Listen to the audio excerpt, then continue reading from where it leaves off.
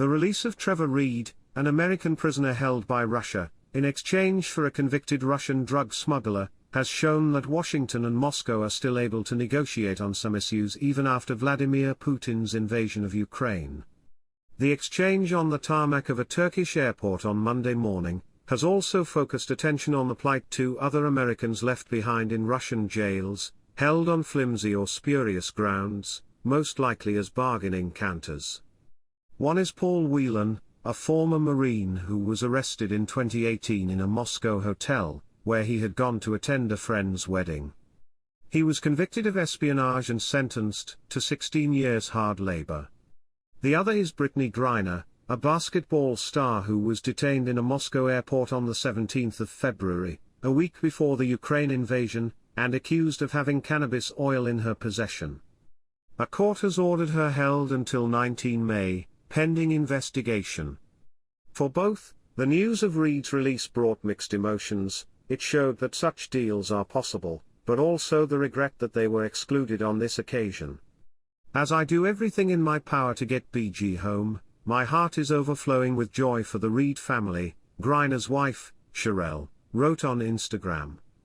I do not personally know them, but I do know the pain of having your loved one detained in a foreign country. That level of pain is constant and can only be remedied by a safe return home. For the Reed family, that day is today. In a call from a penal colony, Whelan telephoned his parents and asked, "Why was I left behind? While I am pleased Trevor is home with his family, I have been held on a fictitious charge of espionage for 40 months, he said, according to his twin brother, David. The world knows this charge was fabricated. Why hasn't more been done to secure my release?"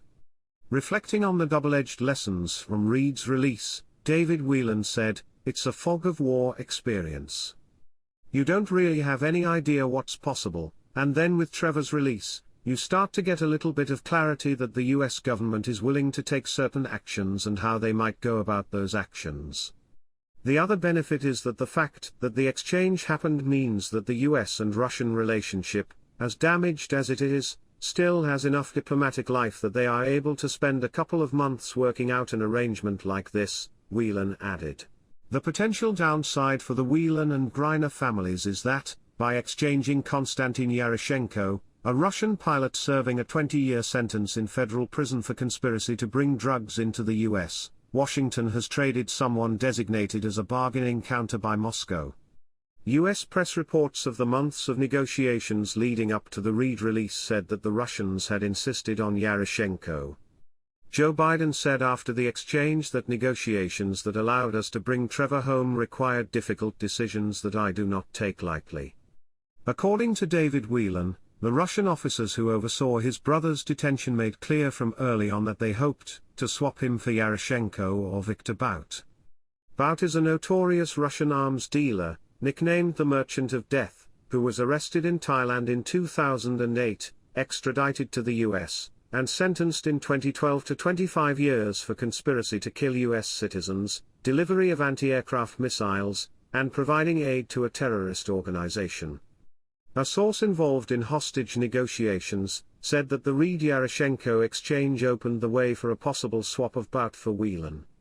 There is often a staggered process in these types of cases that is designed to build confidence, the source said. You get him out, they do the trade, everybody sees that it worked, you wait to see what the blowback is, and then you've already cut the deal for when the second trade will happen. David Whelan, however, made clear that his family is not pushing for any such deal. My personal man-on-the-street perspective is that it would be crazy for the US government to exchange the Merchant of Death for Paul, who is, at best, a hapless tourist, he said. The evidence used against Paul Whelan was a computer flash drive, which the prosecution said contained state secrets, and which he said was used to frame him. He was given the drive by an acquaintance, and had assumed it contained just wedding photos. Whelan has now been held for 40 months, the last 20 of which have been in a labor camp in Mordovia, about 300 miles east of Moscow. For the whole of that time, his brother said, he has been roused from sleep every 2 hours at night and photographed, on the grounds he is a flight risk. The decisive factor in the decision to prioritize Reed and exchange him for Yaroshenko was his failing health.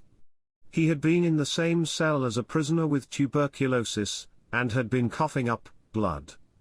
His family also conducted a high-profile pressure campaign, pressuring the White House to give his parents a public meeting with Biden. The stock advice given to families of kidnap victims used to keep silent during negotiations, but now the hostage taker is more likely to be a state than a rogue group. The landscape has changed. Going public is an excellent way to influence states and a really poor way to influence terrorist groups or non-state actors, said Joel Simon, former head of the Committee to Protect Journalists and author of the 2019 book We Want to Negotiate, The Secret World of Kidnapping, Hostages, and Ransom. So if the key to resolving your hostage crisis is to influence a government, then going public may be the best strategy. While a few years ago, families would largely find themselves leading a public campaign more or less alone, there is now an expanding group of former hostages willing to help. On Trevor Reed's release, his family immediately declared they were transferring their efforts to Whelan and Griner. That wasn't the case 6 or 7 years ago, said Jason Rezaian, a Washington Post journalist who was held on trumped-up charges for 544 days by the Iranian authorities. There's much more of a community, which is the lone silver lining in this whole thing.